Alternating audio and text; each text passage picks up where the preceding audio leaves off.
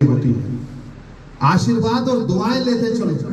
जीत हार के बावजूद भी जिस प्रोफेशन में हो, आज पद पे हो तो लोग मोहब्बत करें, अगर कभी ऐसा वक्त आए पद पे ना हो तब भी लोग उससे ज्यादा मोहब्बत करें, ऐसा किरदार पैदा करें।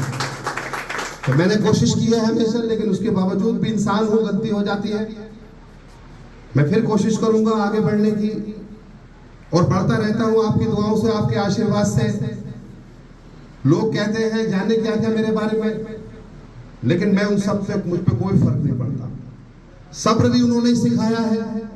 उन्होंने कहा जितनी आलोचना होगी उतने मजबूत हो गए लोग। जो मोहब्बत करने वाले हैं वो मोहब्बत करेंगे। अगर आलोचना बेटे खत्म हो जाएगी तो आप लोग अपने आप कैसे सुधारोगे अपने आप को? आलोचक भी जरूरी होते हैं। तो ये भी हमारे वालिद साहब ने सिखाई। जबान के पाबंद रहो, लोगों की खिदमत करो, लोगों के साथ अच्छा व्यवहार करो, लोगों के सुख दुख में शामिल रहो, इंसानियत की बात करो, अमन की बात करो, शिक्षा की बात करो, शैक्षिक संस्थानों की बात करो। तभी तो मुझे अब इस बात पे कहते हुए कोई भी गुरेज नहीं है, इसमें कोई शक नहीं है। मेरे चचा बेटे हाजी उस्मान साहब, बाकी अफाक साहब ने भी बहुत कुछ बताया। हाँ, ये बात सही है, आज उत्तर प्रदेश के अंदर आप बिलारी के सभी नौजवान साथी, भाई, दोस्त, बुजुर्ग, जिनकी वजह से ये एमएलए-शिप है, इतना जरूर मैं आज कहूंगा बुजुर्ग यौम पैदाइश पर कि उत्तर प्रदेश के हाउस में सबसे ज्यादा क्वेश्चन उठाने वाले आप हो, आप बिलारी वाले हो, जो हर मुद्दे पर आपने विधानसभा के अंदर अपनी बात को उठाया है, और ईमानदारी से, बेबाकी से, सच्चाई से। माननीय मुख्यमंत्री जी से हमने अपनी बात को मजबूती से रखा, विधानसभा अध्यक्ष जी से, अखिलेश यादव साहब से। तो यकीन करिए आज फख्र है इस बात का, अगर आपके आशीर्वाद और दुआएं न होती तो 68 करोड़ का एक अटल आवासीय विद्यालय विपक्ष का होने के बावजूद भी आपका ये बच्चा, आपका भाई इस तरीके से ले आया। ये सब आपकी दुआएं और आपके आशीर्वाद का नतीजा है। तो ये अब्बू कहते थे कोशिश करने वालों की कभी हार नहीं होती, और मांगने से ही मिलता है सब कुछ। कोशिश करते रहो, करते रहो, करते रहो, और वफादार रहो, ईमानदार रहो, जिसके हो उसमें होकर रहो। एक दिन जरूर अगर कोई झूठ आपको जो है नीचा करेगा तो सच्चाई उससे ऊंचाई तक लेके जाएगी। आप हमेशा अपने कर्म पर ध्यान दो, सच्चाई पर ध्यान दो।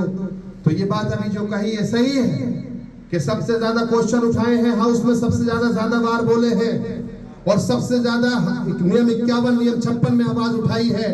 और हकीकत तो यह है कि बिलारी विधानसभा आज की तारीख में मुरादाबाद मंडल की टॉप क्लास विधानसभाओं में है, जहां पार्टी बंदी नहीं है, जहां एक दूसरे की लड़ाई नहीं है। इससे बड़ी फख्र की बात और क्या होगा? हमने एक दूसरे के साथ ईमानदारी की है। पार्टियां कोई है, लेकिन ये मोहब्बतें जो है ये बहुत बड़ी है।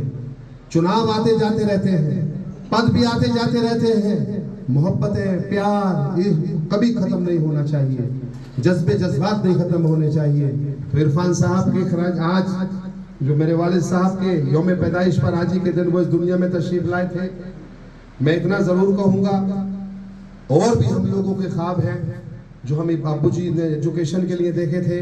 वो चाहते थे कि ये एजुकेशन का स्तर और आगे बढ़े, हम लोग मिलके और ऊंचाइयों तक लेकर चलेंगे, और कोशिशें करेंगे, और ऊंचाइयों पर इस स्कूल को, इस कॉलेज को, और भी जगहों को बनाने की कोशिश करेंगे।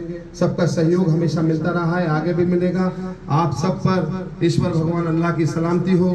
सावन का महीना आज लगभग इस सोमवार का ये जो आखिरी सोमवार है, सब लोग मिलजुल कर इस बार कावड़ यात्रियों का बेनता स्वागत करिएगा।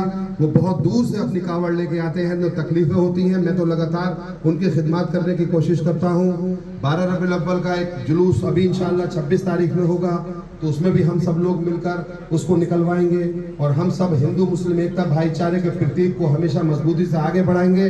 हमारा मकसद है विधानसभा बिलारी को ऊंचाइयों तक ले जाना।